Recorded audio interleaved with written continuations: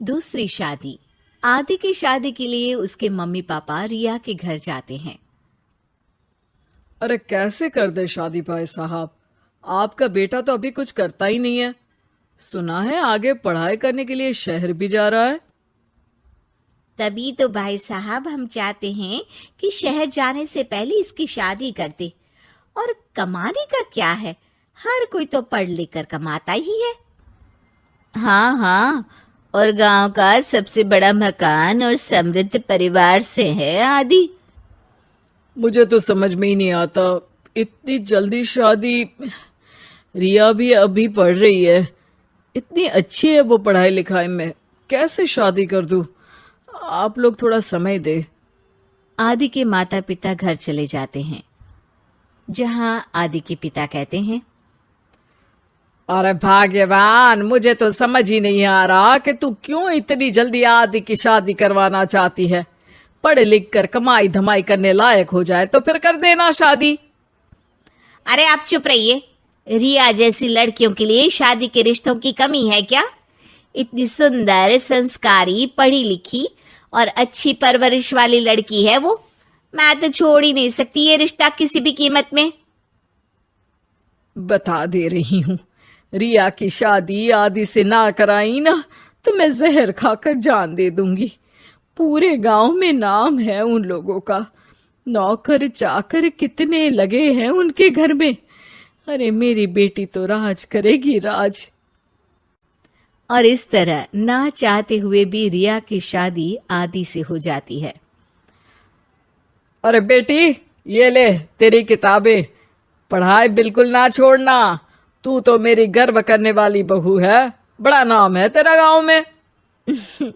हाँ, आखिर पसंद किसने किया है रिया को आदि के लिए? आदि को गांव की रिया इतनी पसंद नहीं होती है। अरे यार, तू तो बड़ा लक्की निकला, रिया जैसी लड़की से तेरी शादी हो गई। अरे लक्की की क्या बात है, वो भी तो मेरे जैसे लड़के की बीवी बनकर किस्मत वाली बनी है ना। अरे अब तो तू रह नहीं दे, ना तो तू कमाता है ना ही पढ़ने में अच्छा है। क्या है तुझमें? बस पैसा, और वो भी बाप का। आदि को दोस्तों की बात पर बहुत गुस्सा आता है। पिताजी, मैं शहर जाना चाहता हूँ आगे की पढ़ाई के लिए। अरे बेटा, लेकिन यहाँ की पढ़ाई तो पहले पूरी हो जाए।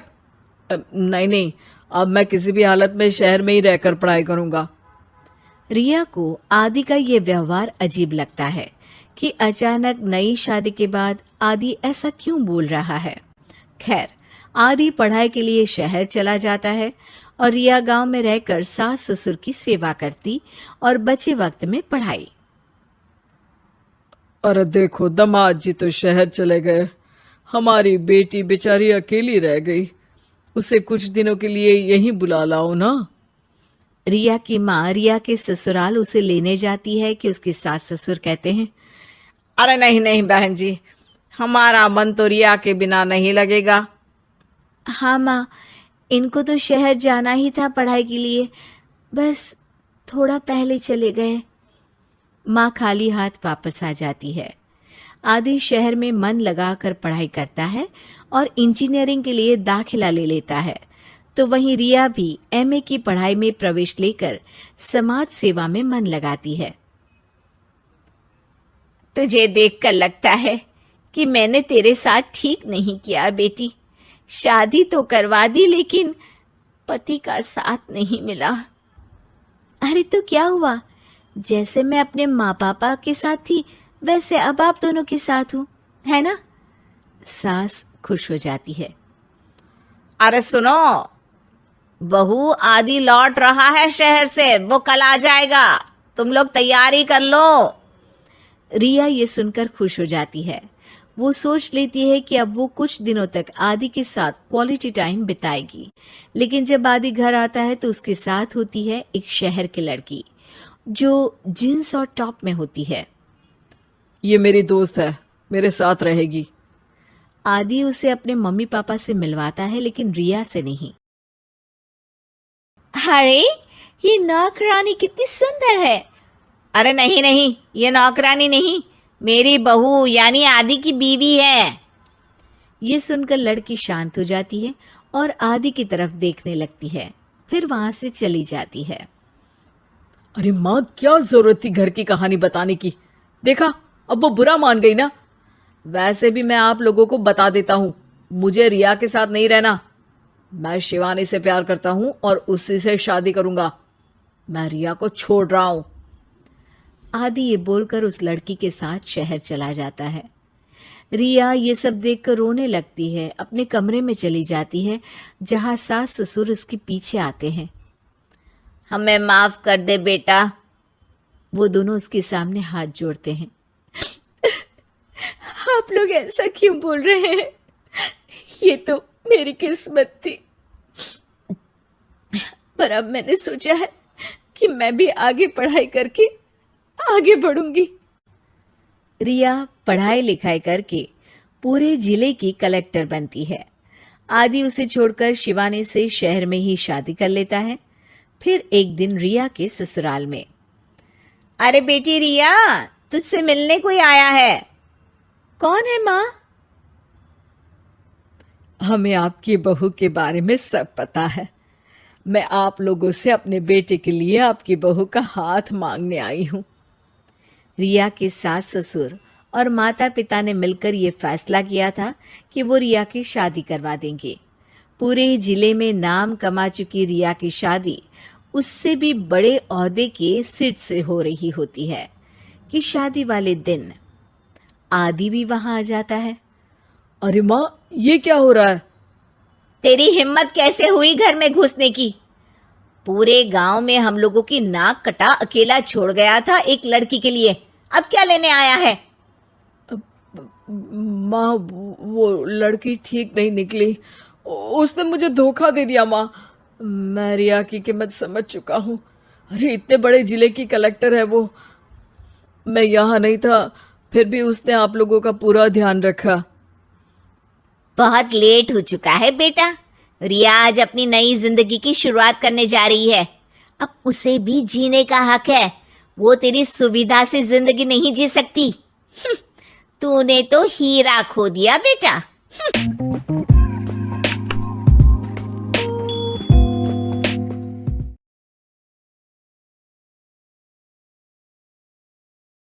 इस साल बबीता की छोटी बहू शिवानी की पहली तीज होने वाली थी, इसलिए बबीता शिवानी को एक सुंदर सी हरे रंग की साड़ी देते हुए कहती है, शिवानी बहू, ये रही तेरी तीज की साड़ी। कुछ दिनों बाद तीज आने वाली है, इसलिए अब तीज की तैयारी करना शुरू कर दे तू। अरे माँ जी, साड़ी तो बहुत सुंदर है। वैसे मैं तीज को लेकर बहुत ज्यादा एक्साइटेड हूँ, पर तीज किस लिए किया जाता है यह तो मुझे मालूम ही नहीं है। बहू, ये तेरा पहला उपवास है तीज का, और इस दिन औरतें निर्जला व्रत रखती है अपने पति की लंबी उम्र के लिए। और हाँ, जिन लड़कियों की शादी नहीं हुई होती है ना, वह अच्छे जीवन साथी के लिए भी तीज का व्रत रख सकती है। और इस दिन भगवान शिव और पार्वती की सच्चे मन से पूजा होती है। निर्जला उपवास होता है मम्मी जी, फिर तो यह बहुत डिफिकल्ट होता होगा ना? कुछ भी डिफिकल्ट नहीं होता बहू। अगर मन में सच्ची आस्था, सच्ची मनोकामना हो ना, तो सब कुछ आसान लगने लग जाता है। क्योंकि हर औरत चाहती है कि उसके पति की लंबी उम्र हो,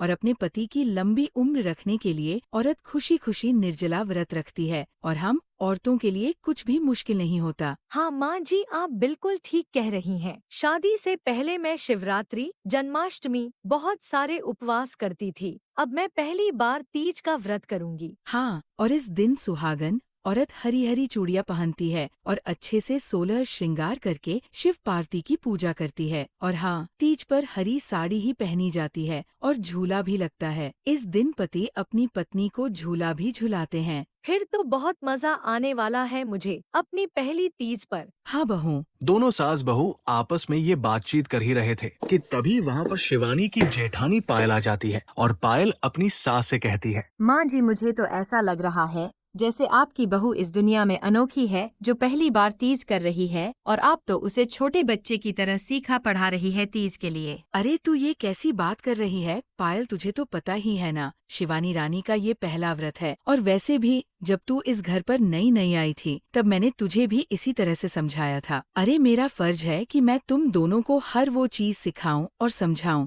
जो तुम्हें नहीं पता। सारा ध्यान तो आपका अपनी नई बहू के ऊपर ही लगा रहता है। अगर थोड़ा बहुत ध्यान आपने मुझ पर भी लगा दिया होता तो आपको पता होता कि मैंने कहा था आपसे कि मुझे हरी चूड़ियां चाहिए, लेकिन आपको तो याद ही नहीं होगा क्योंकि आपका ध्यान तो शिवानी पर ही अटका है। मुझे ना सब ध्यान है कि किसने क्या बोला है और क्या नहीं। मैं तुझे बताने वाली थी कि बाजार से मैं तुम दोनों के लिए चूड़ियां नहीं लेकर आऊंगी, बल्कि तुम दोनों साथ में जाओ और अपने साइज के हिसाब से जो तुम्हें पसंद है वो तुम ले लेना। थोड़ी देर बाद दोनों देवरानी जेठानी मिलकर मार्केट जाती हैं। शिवानी का पति अर्जुन बार बार शिवानी को फोन कर रहा था। ये देख पायल को बहुत गुस्सा आ रहा था। शिवानी, या तो तुम देवर जी से जी भर के बातें कर लो या फिर मेरे साथ आराम से शॉपिंग कर लो। अब तुम सोच लो कि तुम्हें क्या करना है। सॉरी दीदी, वो क्या है ना, ये मेरे लिए कुछ सरप्राइज प्लान कर रहे हैं, बस इसलिए बार बार फोन कर रहे थे। ये उनकी और मेरी पहली तीज है ना, इसलिए उन्होंने मेरे लिए छोटा सा सरप्राइज प्लान किया है। अच्छा जी, अब पति भी तुम्हें तीज पर कुछ स्पेशल देने वाला है। हे भगवान, ये क्या देखने को मिल रहा है मुझे।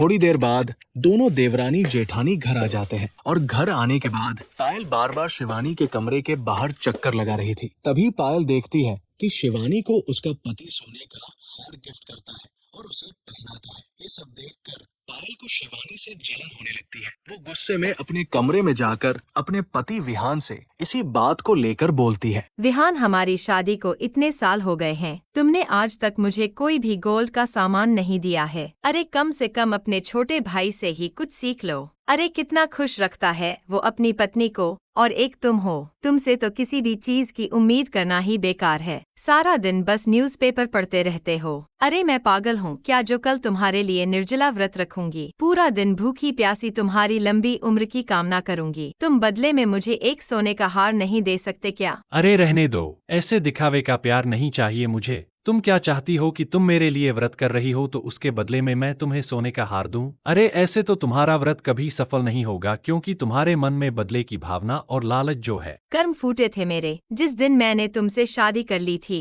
तुम जैसा बेवड़ा मिलने से अच्छा कि मैं किसी कुत्ते से शादी कर लेती। हाँ जाओ, तुम्हें जो करना है सो करो। ऐसे ही तीज वाले दिन हर तरफ तीज की चहल पहल थी। शिवानी अच्छे से नहा धोकर पूजा करके अपने पति की लंबी उम्र की कामना करती है। तभी अर्जुन शिवानी के लिए झूला तैयार कर रहा था। तभी पायल अर्जुन से कहती है, अरे वाह देवर जी, झूला तो बहुत सुंदर लगाया है आपने। इस झूले पर सबसे पहले तो मैं ही बैठूंगी। अरे नहीं भाभी, यह झूला तो मैंने शिवानी के लिए लगाया है। शिवानी को झूला झूलना बहुत पसंद है और इस झूले का उद्घाटन सबसे पहले शिवानी ही करेगी। आप उसके बाद बैठ जाना। वाह देवर जी, भूल गए वो दिन जब आपकी पत्नी नहीं थी। तब आपको ऑफिस जाने के लिए नाश्ता पानी मैं ही दिया करती थी। आपकी हर छोटी बड़ी चीजों का ध्यान मैं ही रखती थी। अब जब बीवी आ गई तो आप अपनी भाभी को तो भूल ही गए हो। खैर, अब मुझे नहीं बैठना इस झूले पर। आप जाओ और अपनी पत्नी को बिठाओ। अरे भाभी, यह क्या? आप तो नाराज हो गई। मैंने ऐसा कब कहा कि आपने मेरा कभी ख्याल नहीं रखा है। मैं तो बस इतना कह रहा हूँ कि शिवानी के बाद आप बैठ जाना इस झूले पर। मुझे कोई दिक्कत नहीं है, और वैसे भी मैं यह झूला आप लोगों के लिए ही तो लगा रहा हूँ। पायल वहाँ से गुस्से में चली जाती है।